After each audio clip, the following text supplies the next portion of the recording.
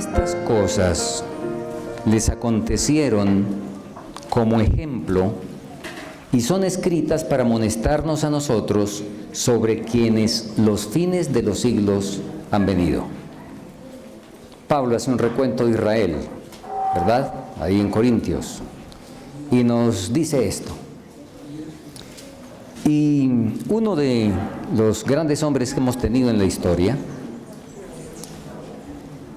esto lo escribió el pastor Taylor Bunch en un libro del Éxodo del Advenimiento. Y bueno, de paso he traído todo esto para que ustedes lean. Vamos a leer juntos todo el tema. Él dijo lo siguiente: justo antes del fin, el pueblo adventista revisará su historia pasada y descubrirá en ella nueva luz. Debemos estudiar y comprender los antitipos de las dos experiencias de Cades Barnea, del antiguo Israel, y aprender de los errores de nuestros padres, especialmente durante la crisis de 1888. Debemos reconocer y confesar los errores de nuestros padres y asegurarnos de no repetirlos, demorando así todavía más. Y algo le escuché al hermano Silverino ahorita al final, por lo menos. Asegurándonos de no demorar todavía más el triunfo final del movimiento adventista. Se debe revisar y estudiar la historia del pasado a la luz de esas equivocaciones y su consecuencia en la prolongada demora del regreso de Cristo. Les hago una pregunta que se hizo antes. ¿Desde cuándo Cristo, después de cuándo, en cualquier momento Cristo debería haber venido? Imagínense cuánto tiempo llevamos. Muy bien. Ahora, me llama mucho la atención esto. De hecho, con el hermano Marcelo no nos hablamos para el tema ni nada de eso. Un servidor hace unos 2 años y medio decidió volver a estudiar un poquito. Tenía algo de conocimiento, pero profundizar un poco más en Minneapolis, y al hacerlo encontré esta declaración y resulta, hermano Marcelo, que en el congreso que tuvimos allá donde en Colombia vivo, tenemos congresos, han asistido hasta 600 personas. El congreso que tuvimos el año pasado, justamente el tema fue Minneapolis. Y en un congreso que tuvimos en la frontera con Venezuela en enero de este año, allá pues van menos, unas 250 personas, el tema fue Minneapolis. Y aquí encuentro que cuando el hermano Marcelo me invita, dice, bueno, el tema es Minneapolis, de 888. Entonces yo veo que no falló Taylor Bunch. Justo antes del fin, el pueblo adventista revisará su historia pasada y descubrirá en ella nueva luz. Y eso me alegra, porque personalmente eso me dice que la espera se acorta. Eso me dice, como lo hemos comentado en otras oportunidades, que las vírgenes prudentes se están despertando. No olviden, por favor, que las prudentes se despiertan antes del grito. No olviden que las prudentes se despiertan es con el mensaje de la aproximación. Con el grito de ley dominical se despiertan las fatuas. La hermana Juárez es clarísima en eso al decir, los prudentes se despertaron ante el mensaje de la aproximación, no frente al grito. El grito no va a encontrar a las prudentes durmiendo. Va a ser una sorpresa porque no saben la fecha. No más, pero están en plena acción. Bueno, ustedes saben eso. Muy bien. Así es que alabamos al Señor por eso. Bien. Ahora, el pueblo examinará la historia. En la historia de Israel encontramos a un hombre que revisó la historia. Démosle un poquito. Coré, y leamos lo que dice ahí Patriarcas y Profetas, página 372. Coré reseñó su historia de peregrinación por el desierto, donde se los había puesto en estrecheces, y muchos habían perecido a causa de su murmuración y de su desobediencia. ¿Será que podemos bajarle un poquito? Mucha razón. Sus oyentes creyeron ver claramente que si habrían evitado sus dificultades, si Moisés hubiera seguido una conducta distinta. ¿Hay que revisar la historia? Sí, pero no al estilo de Coré. No revisar la historia para pervertirla y para torcerla. La torció, la usó en su beneficio, la acomodó y les hizo creer a los hijos de Israel que si hubieran tenido otro tipo de liderazgo, etcétera, etcétera, entonces las cosas habrían sido distintas. Y les reseñó la historia. Pues de Minneapolis encontramos muchas historias. Muchas historias. Y bueno, tenemos que hablar muy claro. Y unas cuantas pervertidas. Unas cuantas pervertidas. De hecho, un servidor al leer la historia por los historiadores, ¿a quién le creemos? Unos dicen esto, unos dicen la iglesia rechazó el mensaje, otros dicen no la rechazó, unos dicen habían 3 grupos, unos que sí, otros que no y otros que no, ¿quién sabe? Gracias al Señor tenemos profeta. Y donde hay todas esas cosas, en lo que sea, hermanos, es realmente calamitoso que a estas horas de la vida algunos de nosotros andemos todavía que no sabemos cuál dieta es, cuando tenemos Biblia y profeta. Tenemos profeta para todo. Gracias al Señor que tenemos profeta. Entonces, por lo menos un servidor se queda con el profeta. Y los historiadores que hablen de acuerdo al profeta, para mí son bienvenidos. Los otros, les agradezco sus servicios. Entonces, vamos a mirar lo que dice el profeta, para no perder el tiempo en lo que dijo fulano, sutano, mengano y perencejo, ¿les parece? Entonces vamos a ver lo que dijo el profeta. Testimonio de la profeta. He recibido la instrucción de que la terrible experiencia de Minneapolis es uno de los capítulos más tristes de la historia de los creyentes de la verdad presente. Mi testimonio fue ignorado y jamás en toda mi vida se me trató como en el Congreso de 1888. Unas dos o hubo otra declaración más. De un modo general, el espíritu de los ministros que vinieron a esta reunión es de rechazo de la luz. De un modo general, hubo excepciones, pero de un modo general. El espíritu de los que vinieron fue ¿de qué? De rechazo. Nunca antes he visto en nuestro pueblo una determinación tan firme y una negación tan fuerte a aceptar y recibir la luz que Dios manifestó en Minneapolis. La posición y la obra que Dios me confió en esta conferencia fueron menospreciados ¿por cuántos? ¿Están viendo? Entonces no fueron unos pocos los que dijeron que no, sino fueron casi todos. Por casi todos. La rebelión fue general. Hubo excepciones. Entonces, la profeta nos pone las cosas en el puesto, ¿verdad? Bien. Su curso fue un insulto al Espíritu de Dios. Bueno, es fácil hablar de los ausentes y mucho más fácil hablar de los muertos, ¿cierto? De los muertos es muy fácil hablar. Y con eso, pues, podemos nosotros sentirnos de pronto tranquilos. Por supuesto que esta revisión no es para acusar a esos que rechazaron y que no sabemos finalmente cuántos se arrepintieron y cuántos se van a salvar. Eso nosotros no lo sabemos.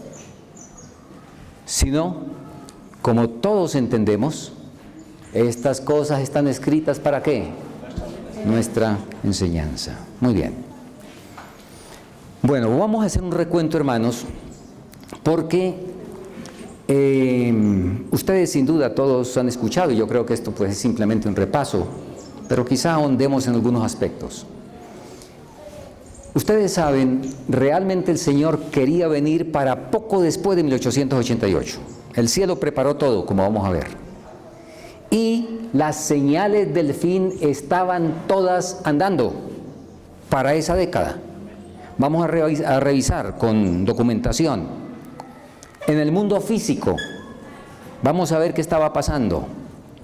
Preveo que durante 1890 habrá una gran mortandad. Habrá delitos mayores que ninguno del que ahora se tenga noticia o constancia. Habrá lloro, lamento y congoja. Durante el año pasado, 1889, nos han llegado casi a diario noticias de desastres por mar y tierra, incendios excepcionalmente devastadores, terremotos que enterraban ciudades y pueblos con sus habitantes, accidentes ferroviarios verdaderamente terribles, tornados e inundaciones que destruyeron una inmensa cantidad de propiedades, incluyendo las terribles inundaciones de Youngstown y Williamsport, que acabaron con más de 2.000 vidas. Los desastres del año pasado en Estados Unidos han hecho que los corazones tiemblen y han caído desastres similares sobre otros países. Ya el Señor ha permitido que algunas gotas de las copas de la ira de Dios cayeran sobre la tierra y el mar, las cuales afectaron a los elementos del aire. Las causas de estas condiciones anormales están siendo investigadas, pero en vano. Dios no ha impedido que los poderes de las tinieblas hagan su obra mortífera de viciar el aire, una de las fuentes de vida y alimento con elementos mortíferos. No solo ha sido afectada la vida vegetal, sino que el hombre mismo sufre pestilencia. Han estallado el cólera y enfermedades inexplicables, la difteria que se propaga causando estragos hasta un grado limitado, está juntando su cosecha de niños preciosos. Se han sentido terremotos en varios lugares, pero estas perturbaciones han sido muy limitadas. Este año podemos prever más. Durante el año que acaba de terminar, ciudades enteras han quedado casi extintas. Miles de personas han sido enterradas en las entrañas de la tierra. ¿Qué historiador decía esto? Sigamos y terminemos la declaración. Se han sentido convulsiones premonitorias en muchos lugares que advertían de que puede venir como una sorpresa cuando la tierra tiembla y se abra. La corteza terrestre se abrirá por el estallido de los elementos ocultos en las profundidades de la tierra. También el mundo religioso será terriblemente sacudido porque, ¿qué historiador? Manuscritos inéditos. Una ancianita que se llamaba Elena G. de White. Ella fue la que nos documentó todo esto que estaba ocurriendo al final de la década de 1888. Terremotos, inundaciones, esa lista que leímos. ¿Y por qué era? Porque el fin no estaba hablando de este fin en ese momento. Ahora nos toca traerlo para acá. Pero no, ella escribió fue para su momento. Esto lo escribió para su momento. Ahora nos sirve, por supuesto. Muy bien. Seguimos. Note, señales del fin. Ecumenismo. Vamos a ver si había ecumenismo para esa época. A principios de 1888, el bien conocido cardenal católico romano James Gibbons reunió fuerzas junto a muchos protestantes para apoyar una petición del Congreso en favor de la legislación dominical. Bueno, ahí está la referencia de esta noticia. Y luego tenemos, la hermana White estaba preocupada porque a lo largo de la década de los 80 la persecución por violar el domingo había aumentado en fuerza y extensión. Recuerden que ahorita vamos a mirar, de pronto a repasar, entre 1885 y 1887, solo en Arkansas, unos 20 guardadores del sábado habían sido acusados de profanar el domingo y multados con $500 cada uno. Bueno, aquí ya estamos mirando la cuestión de iglesia-estado, ¿sí? Antes vimos una noticia con el cardenal y los protestantes de ecumenismo, ¿ok? Bien. Ahora, nótese esto. 20 guardadores del sábado por lo menos fueron acusados de profanar y unos cuantos fueron a parar a la cárcel. En 1887, el Partido Prohibicionista y la Unión de Mujeres para la Temperancia Cristiana hicieron causa común con la Asociación para la Reforma Nacional para establecer leyes dominicales como un modo de mejorar la moralidad americana. ¿Se parece a hoy? Para mejorar la moralidad. Hoy tenemos que mejorar la moralidad, el medio ambiente y la familia, ¿verdad? Bien. El movimiento dominical tuvo el clímax el 21 de mayo de 1888.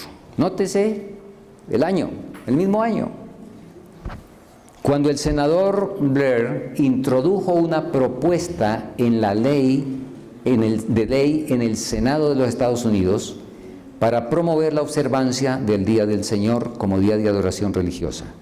Solo unos días después, Blair presentó una propuesta de enmienda a la Constitución de los Estados Unidos, así como para cristianizar el sistema de enseñanza pública nacional. Muy bien. Bueno, ya tenemos señales en el mundo físico, en el mundo religioso, en el mundo ecuménico. Ahora vamos a ver qué estaba ocurriendo entre nosotros como pueblo adventista. ¿Está bien? Y resulta que había comenzado un zarandeo. Sigamos leyendo. Hoy vamos a leer. Pregunté cuál era el significado del zarandeo que había visto, y se me mostró que lo motivaría el testimonio directo que exige el consejo del testigo fiel a la iglesia de la Odisea. Moverá este consejo el corazón de quien lo reciba. Algunos no soportarán este testimonio directo, sino que se levantarán contra él, y esto es lo que causará un zarandeo en el pueblo de Dios. ¿Y qué fue lo que pasó en Minneapolis? ¿Sí? El mensaje que se nos ha dado mediante A.T. Jones y E.J. Waggoner es el mensaje de Dios a la iglesia de la Odisea. Bueno, yo sé que esto lo sabe. ¿Cuánto hace que sabemos que la iglesia adventista, desde cuándo es la iglesia de la Odisea? Pero sencillamente pues hay que probarlo, ¿verdad? Había un zarandeo predicho para la Odisea. Aquí entonces se nos dice otra vez quién es la Odisea y el mensaje que Dios mandó y a través de quién es a la Odisea. He presentado repetidamente que vendría un tiempo de zarandeo. Estamos ahora entrando en ese tiempo. 1899 escribió esto de hermana White. 889, correcto. Muy bien. Bueno, vamos a ver, en el tiempo que tenemos, creo que alcancemos a cubrir esta parte. No hay problema, después seguimos por la tarde, así es que se me corren los títulos, no se preocupen por los títulos que están en el programa. ¿Está bien? Tenemos que seguir sin cortar porque nos quedamos entonces bien. El cielo estaba preparando con anticipación la lluvia tardía. Deuteronomio 32:2, ¿qué dice? Goteará como la lluvia mi doctrina. Goteará como la lluvia mi doctrina. El Señor había venido preparando eso. ¿Cómo? Arranquemos. Para 1831, ustedes recuerdan, Guillermo Miller empezó a predicar. Pero voy a hacer aquí un pare para comentar algo que creo que es fundamental.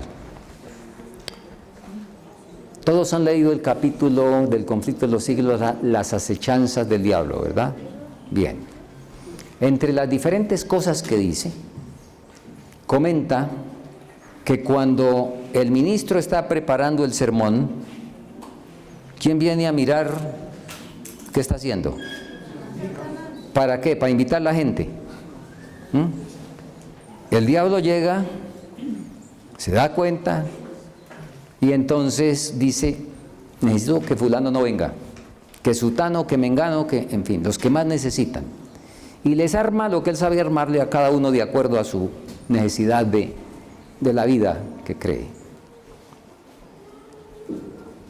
Es impresionante, y de hecho la hermana White, yo he leído 2 citas, donde en una dice que el príncipe del mal disputa cada pulgada, así se tradujo al español, en otra dice se disputa cada centímetro. Y resulta que con Guillermo Miller, ustedes recuerdan que en 1816 Miller se sentó a estudiar, 2 años, dejó de trabajar y hacer lo demás, se dedicó. A los 2 años ya había descubierto la profecía de los 2300 días, para 1818. El diablo vino, vio, dijo, hay que hacer algo. Y se dio cuenta que Guillermo Miller estaba impactado porque la hora del juicio ha llegado. ¿Sí? Y en esa hora del juicio se proclama también que hay que adorar al Creador de los cielos y la tierra. Adorar a aquel que hizo los cielos y la tierra, el Creador. El diablo fue y consiguió un instrumento. Y Guillermo Miller, en 1831, empezó a predicar, pero para 1832 también ya salió a la venta El origen de las especies de Charles Darwin. Dios no es el creador, es el mono el que metió la mano con nosotros, ¿verdad? Luego, el Señor sigue y en el desarrollo del mensaje, ustedes recuerdan, el Señor levantó profeta. El Señor nos levantó profeta, gracias a Dios por eso. Si estamos como estamos, de partidos y divididos y con ideas uno por un lado y otro por el otro, con profeta, ¿qué tal si no tuviéramos profeta? Me imagino, se cumpliría el himno nacional de Colombia. No sé cuántos lo conocen, les cuento cortico. Y les cuento el incidente para que entiendan la expresión. En la época de la conquista y todo eso, uno de los criollos que estaba defendiendo la independencia, un capitán llamado Ricaurte, estaba en un depósito de armas y de pólvora, que era de los que estaban buscando independizarse de España. Y los españoles vinieron y barrieron con lo que había alrededor y se vinieron para apoderarse de semejante arsenal. El arsenal más valioso que tenían, casi que el único. Ricaurte estaba ahí y dijo, pues ni para ellos ni para ninguno. Le prendió fuego a eso y por supuesto explotó una cuestión llena de pólvora y entonces él quedó despedazado. De ahí se sacó del himno nacional de Colombia una expresión que dice, Ricaurte en San Mateo en átomos volando, de ver antes que lucha con llamas escribió. Si no tuviéramos profeta andaríamos en átomos volando. Si casi que nos estamos atomizando con profeta. Creed en Jehová y estaréis seguros. Creed a sus profetas y seréis prosperados. Entonces, el Señor levantó profeta para la época de 1844, ¿verdad? Un poco, ustedes saben. El diablo también levantó profeta. De hecho, ahí el diablo como que tuvo olfato y lo levantó un poquito antes. José Smith. Y hago aquí otro paréntesis. Hermanos, he venido para hablar de manera práctica, ¿sí? Si alguna vez hablé de manera escolástica, yo creo que no, porque nunca aprendí todo eso. Vengo a hablarles de manera escuelera, ¿está bien? De manera escuelera, práctica, concreta. Yo no sé ustedes cómo le dan el estudio, cómo le presentan a Elena de White a un creyente o a alguien que está interesado en la palabra, en el Evangelio. Yo no sé cómo se lo presentan. Yo tenía ese dilema. ¿Por qué? Porque resulta que aquí está la hermana Dana y está interesada en la Biblia, y entonces llega Marcelo y le está dando estudios con la Biblia. Marcelo es adventista. Y al mismo tiempo yo, que soy testigo de Jehová, le estoy dando estudios.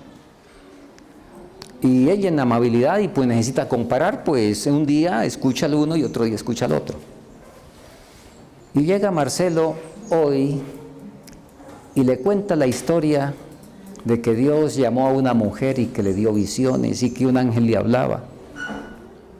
Y yo llego mañana y le cuento la historia de que hubo un hombre que recibió visiones y que un ángel le hablaba y que ese ángel se llamaba Moroni, y le he hecho la historia. ¿Usted a quién le cree? ¿Cómo va a ser para creerle a quién? Si es el mismo cuento. Yo tenía ese dilema, y el dilema me quedó resuelto cuando un hermano contó su experiencia misionera. Él, haciendo pan, salió al campo y para ayudarse en su sustento decidió hacer pan y entonces ir a la ciudad a vender pan 1 o 2 veces por semana. Estaba más o menos a buen acceso. Y para que fuera el motivo de excusa para tocar puertas y tratar de hacer un evangelismo con eso, y en fin. Llegó donde una señora evangélica, hicieron alguna amistad. Y después de unas semanas, nuestro hermano le entregó un deseado de todas las gentes. Se fue. La semana siguiente, era una señora evangélica muy, muy fervorosa. La semana siguiente, cuando vino a traerle el pan, la señora le dijo: me hace el grande favor y me consigue 20 copias de este libro, porque le voy a dar un libro a cada familia de mi iglesia. Bueno, afortunadamente a ella no le habían hablado mal, como hablan de Elena de White por ahí nuestros amigos protestantes, que dicen que por la pedrada pues quedó con alucinaciones. Ella no sabía esas historias, no tenía prejuicios, leyó sin prejuicios, y escuchen lo que le dijo. Le dijo: yo no sé quién es esa señora.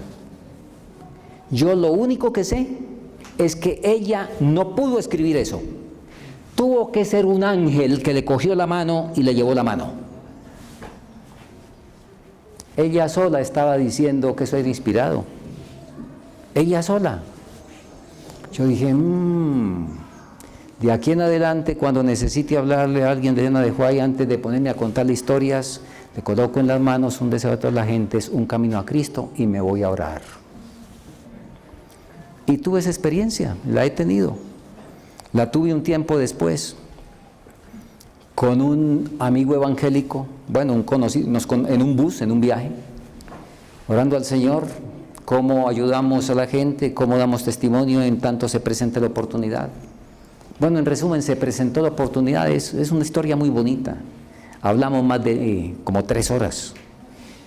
Él, impactado con el mensaje, por supuesto, cada rato me decía: hermanito, ¿y usted quién es? ¿Y usted quién es? No, yo estudio la Biblia. Pero estaba asombrado. Yo lo que le estaba era repitiendo todo lo que uno sabe por haber leído a Elena de White, sin nombrársela, por supuesto. Le di un camino a Cristo. Él iba a viajar a Italia. Como mes y medio después, y le anoté mi teléfono en el camino a Cristo. Como mes y medio después, yo iba caminando por la calle, cuando me sonó el teléfono, era él. Me llamó para agradecerme, me llamó para despedirse. Me voy para Italia, pero le llevo el mensaje del libro a mi familia. Después de la Biblia no hay libro como este. Camino a Cristo, ¿verdad? Bueno, me salí del tema, pero son cosas prácticas. Y no tenemos afán, ¿verdad? Bien, estamos hablando, vuelvan aquí por favor ahora. Estamos hablando que hay un conflicto, ¿sí? El Señor levanta a Guillermo Miller, el diablo levanta a Charles Darwin para que combata el mensaje del primer ángel. Levanta a Elena de White, levanta a José Smith. Y de ahí en adelante la cosa sigue, ¿verdad? Carlos Fish descubre, fue Carlos Fish, bueno, el de la inmortalidad del alma. Y enseguida el diablo responde con el protestantismo, el espiritismo moderno, en 1848, con los golpes misteriosos allá en Rochester, Nueva York. El príncipe del mal, cabeza a cabeza. Ahora, estoy comentando eso porque el diablo, pues, está atento a cada operación del Señor para tratar de bloquearla. Bien, 1831, Guillermo Miller, los 2300 días, 1844, mensaje del santuario, que inicialmente ustedes saben lo descubre nuestro hermano Edson. Luego en 1846 entra el sábado por vía de Raquel Preston y con influencia de José Bates. En 1863 el mensaje de salud, 1872 el mensaje de educación, del cual recordemos la hermana White dijo: si fallamos en entender esta ciencia, ahora como nunca antes necesitamos entender la verdadera ciencia de la educación. Si fallamos en entender esta ciencia, nunca tendremos un lugar en el reino. Y dejé a propósito esta que se nos entra ahí en la mitad. Y ahí está una cita. Se me mostró el grupo presente en la conferencia. Ahí está la fecha, ustedes están viendo, en 1856, en una reunión. Se me mostró el grupo presente en la conferencia. Dijo el ángel: algunos serán alimento para los gusanos, otros sufrirán las últimas 7 plagas, algunos estarán vivos y permanecerán sobre la tierra para ser trasladados en la venida de Jesús. Con esta cita, nuestros hermanos protestantes demuestran que Elena de White es una profeta falsa.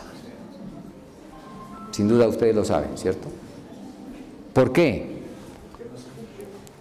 Algunos sufrirán las últimas 7 plagas, algunos serán alimentos para los gusanos y algunos estarán vivos y permanecerán en la tierra. Resulta que a ninguno le cayeron las 7 plagas, que ninguno está vivo y que a todos se los comieron los gusanos. No sé si el hermano Silverino algo de esto comentó. Bueno, de hecho está esto incluido en que justamente, fíjese, frente al plan de Dios, al deseo de Dios, para cuando comenzó el día de la expiación y lo que debía haber ocurrido en los primeros años, en las primeras semanas, en los primeros meses del día de la educación, del día de la expiación, el plan de Dios era venir, ¿sí? Claro. Y esto muestra el propósito de Dios. Este era el plan de Dios, sencillamente. Muy bien, pero aquí estamos. Ahora, el cielo de esa manera había estado preparando la lluvia tardía y al llegar a 1888 la ley había llegado a ser el tema capital en detrimento del Evangelio. No sé cuánto de esto el pastor Chalmers comentó ayer. Antes de que usted viniera, yo dije que me alegraba por un lado, lamento no haberlo escuchado, por otro lado me alegro de no haberlo escuchado, porque así si usted dijo unas cosas y yo las repito, pues no tengo la culpa. ¿Okay? Muy bien. Ustedes recuerdan, como el problema protestante era desconocer la ley, y es lo que nos pasa a los seres humanos. Entonces, cuando se descuida una cosa, a veces se va al otro extremo de sobreestimarla y colocarla como única cosa. Y eso fue lo que ocurrió. Los pastores adventistas eran activos polemistas, se especializaron en dejar callados a los demás, especialmente Conrad, etc. Y estaban felices con la ley y se había perdido el Evangelio, que es la justicia por la fe, ¿verdad? Cristo crucificado, Cristo resucitado, Cristo ascendido. Y la hermana White dijo: hemos llegado a estar tan secos como los montes de Gilboa. Así es de que, pero algo muy interesante, a partir de 1881, y está por morirse Jaime White dio un vuelco a sus temas, ¿sí? Y vamos a mirar un testimonio muy interesante después de leer lo que él dijo, lo que él escribió en febrero de 1881. Muchos sienten en el alma un deseo indecible de Cristo, y quien escribe es uno de ellos. Para muchos, Cristo ha sido una teoría, centrándose en la ley y los profetas, la naturaleza y el destino del hombre y los mensajes destituidos en un grado alarmante de Cristo morando en el interior. Así no había escrito Jaime White antes. Antes se había ocupado de muchas cosas, aparecía en los 2520 años y le tocó ponerse a estudiar y primero como que dijo que sí, después dio cuenta que no, etc. Le tocó ocuparse de unas cuantas cosas, pero Y miren el testimonio de Kanray justamente. En los viajes que hemos realizado, y esto lo escribió Kanray el 30 de agosto de 1881, en los viajes que hemos realizado juntos, mencionaba frecuentemente los errores que creía haber cometido en su vida. Cuando orábamos juntos a solas, él lloraba a cuenta de dichos errores y suplicaba por gracia para ser un verdadero cristiano. Como todos recordarán, allí donde predicó en los últimos meses, hizo prominente la fe en Cristo y el amor sin límites de Dios. La hermana White tiene unos testimonios hermosos. Cuando por esta época ella cuenta que se iban los dos a orar y que cuando terminaban de orar, ella veía que el rostro de su esposo resplandecía. ¿Vendrán hijos de Dios? ¿Con qué?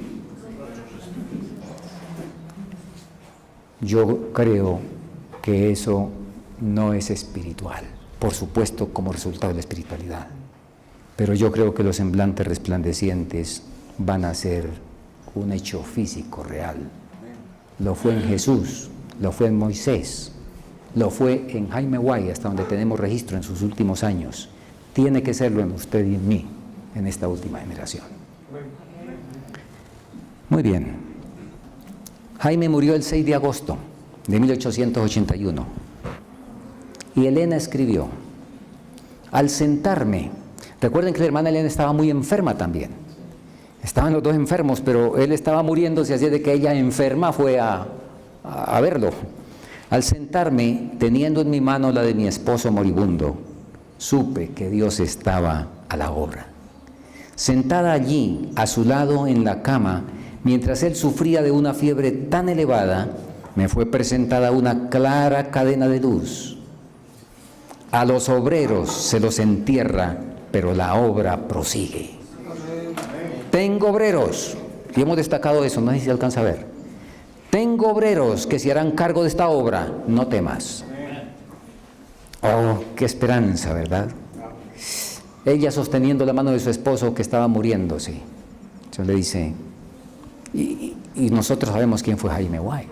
Y por supuesto ella tenía, y con razón, humanamente hablando, temores. No temas, no temas. Tengo obreros. Por ahí el Señor estaba preparando otros obreros, ¿verdad?, que llevarían más allá aún el mensaje. Muy bien. Y tenemos unos minutos. Elena se muda para Hillsborough, California, para retomar su trabajo. Enferma gravemente a final de 1882. Nótese, nos vamos acercando al 88. Empieza un campestre a 1 de octubre a menos de 1 kilómetro. Aunque muy debilitada y a duras penas capaz de salir de la cama, dio instrucción para que se la preparara un lugar en la gran tienda donde le fuera posible escuchar al predicador del sábado. Cuando J.H. Wagoner, el padre de Ellet, el predicador de Minneapolis, cuando J.H. Wagoner terminó, ella se volvió a Willie, su hijo, y a la señora Hinz, ¿se dice? Hinz. ¿Me podrían ayudar a ponerme en pie mientras dirijo unas palabras? La ayudaron. Llegó al púlpito. Estuve allí por 5 minutos, recordó luego, intentando hablar con la convicción de que serían sus palabras de despedida. De repente sentí que descendió sobre mí un poder como una descarga de electricidad. Recorrió mi cuerpo, llegándome hasta la cabeza. Los que observaban aseguraron haber visto claramente cómo la sangre regresaba a mi rostro. Y aquí está el testimonio de un caballero, ahí está el nombre. Un comerciante se puso en pie y exclamó: estamos presenciando un milagro ante nuestros ojos. Se ha curado la señora White. Ahora, ese no fue el único milagro que ocurrió en esa reunión. Hubo otro milagro, del cual vamos a leer la crónica. Hace muchos años escribe el protagonista de ese milagro. Hace muchos años, en una tarde sombría y lluviosa, estaba sentado en una carpa en la que una sierva del Señor estaba presentando el Evangelio de la Gracia.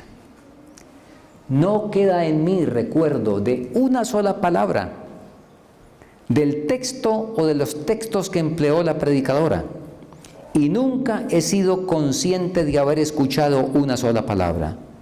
Pero en mitad del discurso tuve una experiencia que fue el momento decisivo de mi vida. De repente brilló una luz a mi alrededor y se iluminó la carpa como si luciera el sol de mediodía. Vi a Cristo colgado en la cruz, crucificado por mí. Hermanos, oro al Señor, porque ojalá que esta experiencia se cumpla aquí y que se les olvide todo lo que aquí se dijo, que no se acuerden de ni un texto, pero que tengan esta experiencia el que no la haya tenido.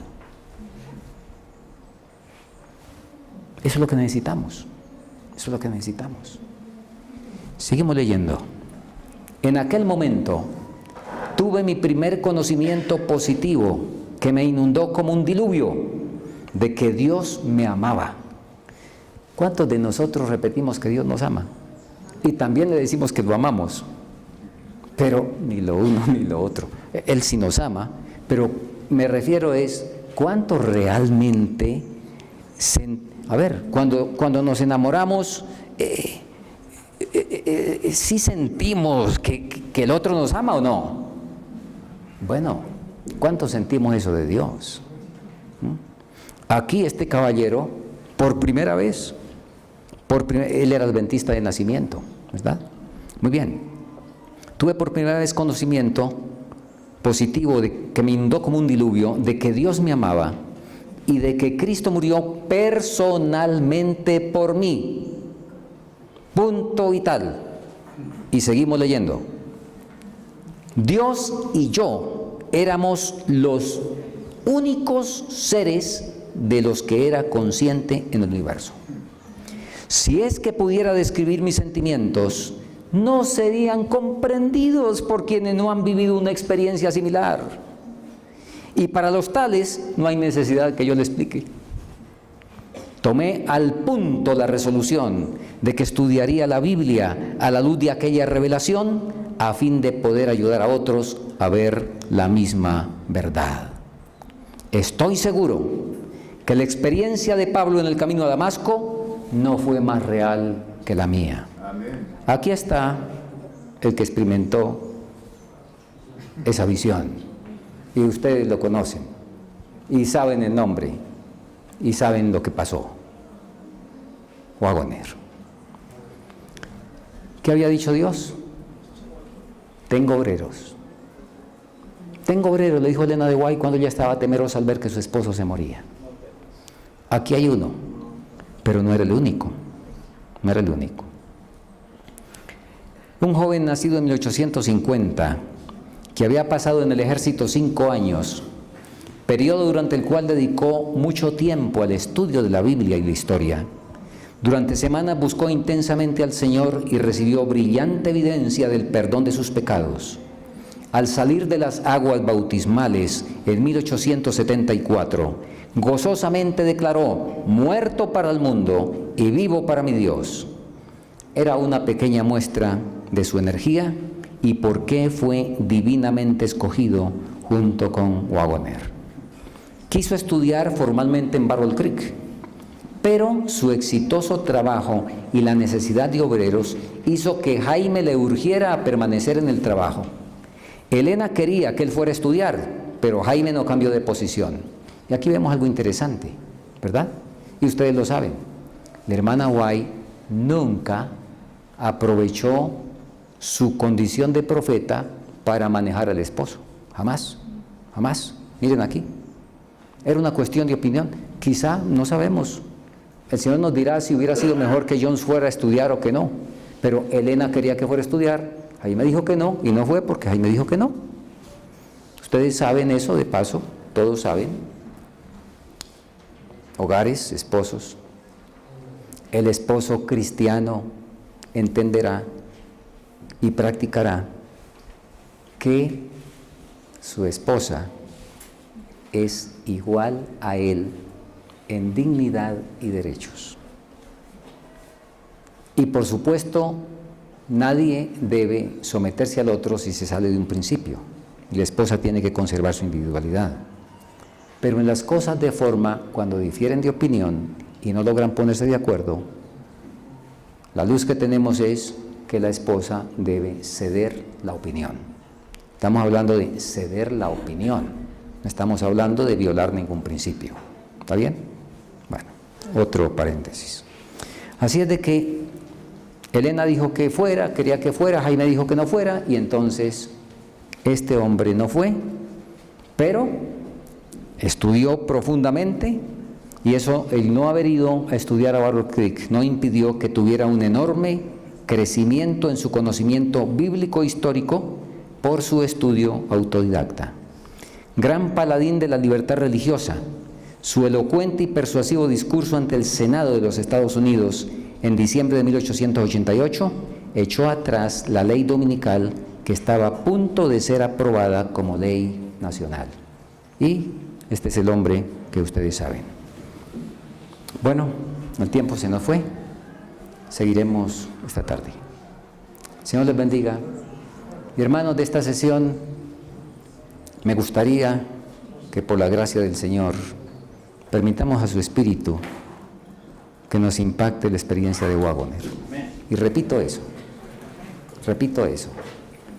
Si se nos olvida todas las elocuencias que hemos escuchado aquí por la bendición del Señor, con los textos y todo eso, que se nos olvide. Si tenemos una real visión del Señor, que hasta ahora quizá algunos, o no sé si muchos, no sé si la mayoría, no hayamos tenido. Porque sin esa visión del Señor no podremos subsistir en el tiempo que nos espera. Que el Señor nos bendiga.